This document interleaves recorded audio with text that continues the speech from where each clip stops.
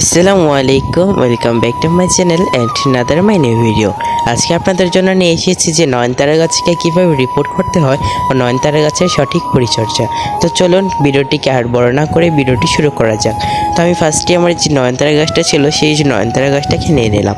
আমার এই নয়নতারা গাছটা অনেক দিন ধরে টবটার মধ্যে আটকে আছে এবং গাছটার অনেক রোড বানানো হয়েছে, তার কারণে গাছটা কিন্তু অবস্থা খুবই খারাপ এবং টবের মাটিতে অনেক পিঁপড়েও হয়েছে। তাই আর কি গাছটাকে আজকে রিপোর্ট করে দেব। তো ফার্স্টে আমি আমার গাছটাকে উঠিয়ে নেব। দেখো কি পরিমাণে রোড বাউন্ড হয়েছে যে আমি তুলতেই পারছিলাম না। তো আপনারা দেখতেই বুঝতে পারছেন যে কতটা রোড বাউন্ড হয়েছে গাছটার। অনেক কষ্ট সাধনার পর কিন্তু আমি গাছটাকে অবশেষে তুলতে পারলাম। দেখো কতটা রুট এখানে ছিঁড়ে রয়ে গেছে ভিতরে। তাই আর কি এখন মাটিটাকে নিয়ে নিলাম যাতে মাটিটাকে আলগা করতে পারি। দেখো কি পরিমাণে মাটিটা শক্ত হয়ে গিয়েছে এবং মাটিটার মধ্যে এতটা পরিমাণে শিকড় আটকে আসলো যে মাটিগুলোই নামতে পারছিল না। এখানে মাটির যাতে শিকড়ই ছিল প্রচণ্ড পরিমাণে। তাই আর কি এখন মাটিগুলো সব আলগা করে নিচ্ছি যাতে গাছটাকে পুনরায় বসাতে পারি। আর আমি এই মাটিগুলোর সাথে মিশাবো আমার নিজে হাতে তৈরি করা কিচেন কম্পোস্ট, যেটা আমি আমার খাবারের সবজি খোসা দিয়ে ও পাতা পচা সার দিয়ে তৈরি করেছি। তো এখান থেকে আমি 1 মুঠো সার নিয়ে নিলাম যাতে গাছটার গ্রোথ আরও ভালো হতে পারে। এবং এই কম্পোস্টের মধ্যে কিন্তু কোনো রাসায়নিক সার নেই, শুধু বাগানের কিচেন কম্পোস্ট দিয়েই তৈরি করা। এই কম্পোস্টের দিকে ভালোভাবে খেয়াল রাখবেন, কারণ এই কম্পোস্টে প্রচুর পরিমাণে পোকা হয়। সেই কারণে আমি ভাতের যে গরম মাড় আছে সেগুলো আমি এখানে দিয়ে দিই যাতে পোকাগুলো মারা যায়।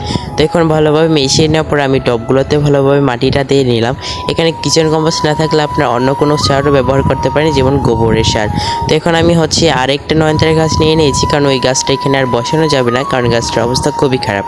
আজকের এই নয়নতারা গাছটা কিন্তু আমি নিয়ে এসেছিলাম অন্য একটি জায়গা থেকে এবং আমার ফ্রেন্ডও কিন্তু বাসা থেকে নিয়ে আসছিলাম। তো গাছটাকে ভালোভাবে বসিয়ে নিলাম যাতে গাছটা একটু ভিতর পর্যন্ত যায়। এবং গাছটার উপরে যে একটা ফুল ছিল সেই ফুলসহ আমি কিন্তু ডালটাকেও কেটে নিলাম যাতে গাছটা ঝোপালো হতে পারে। এবং নয়নতারা গাছকে ঝোপালো করে এটাই একটি প্রক্রিয়া, যাতে উপরের মাথা পিঞ্চ করে দিলে কিন্তু গাছটা ভালোভাবে ঝোপালো হয়ে যায়।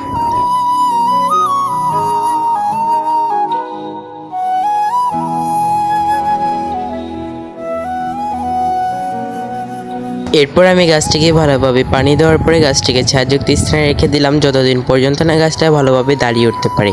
আমার বাগানে এখনও আরও অনেকগুলো নয়নতারা গাছ আছে যেগুলো আমি অন্য জায়গায় মাটিতে লাগিয়ে দেব। আর এই নয়নতারা গাছগুলো কোথায় কোথায় লাগানো যায় সেটারও আপনাদের সাথে শেয়ার করব। তো এখন সকাল হয়ে গেছে যেহেতু, তাই গাছগুলোকে ভরপুর পানি দিয়ে নিলাম, যেহেতু এটা বৈশাখ মাস চলছে, প্রচণ্ড গরম।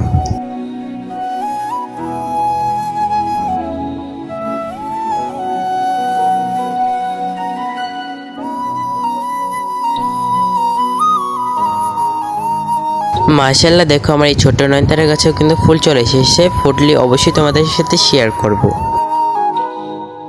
সময়ের সাথে সাথে আমার এই পর্তুলিকা ও মসরুজগুলো কিন্তু ফুটতে শুরু করেছে। দেখো এই সাদা রঙের পর্তুলিকাটাও কত সুন্দর লাগছে। যেহেতু আমি আর ওপরে জানি, তাই ট্রাইপডের লম্বা স্টিক দিয়ে আপনাদেরকে এই শ্যুটটা দেখাচ্ছি। আমার এই গাঁদা গাছগুলোতে কিন্তু ভরপুর এখন সুন্দর সুন্দর ফুল দিচ্ছে এবং আজকে প্রথম দেখলাম 1 পেটালের পর্তুলিকা। আর কেন জানি এলা সব রঙের চাইতে আমার এই রঙের পর্তুলিকাটা এত ভালো লাগে যে কি বলার ভাষা পাচ্ছি না। যাই হোক গাইস, আজকের এই ভিডিওটি ভালো লাগে থাকলে অবশ্যই কিন্তু সাবস্ক্রাইব করে পাশে থাকবে। আল্লাহ হাফেজ।